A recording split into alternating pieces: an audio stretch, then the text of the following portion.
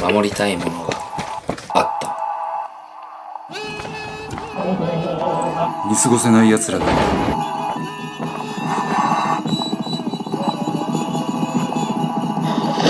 元に戻れるとは思ってなかった。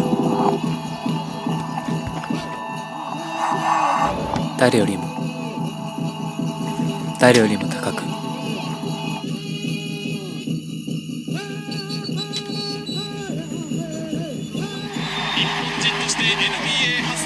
日本人として NBA 初得点。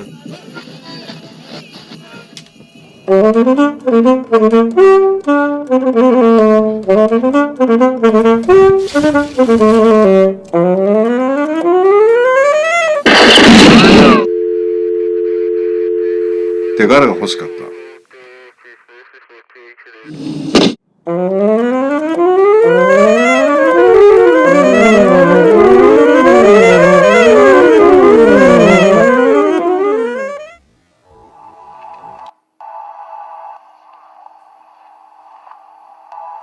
光を失った狼、片足の馬、音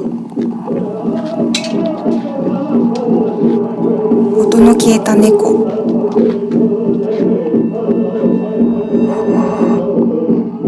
飛べないオウム、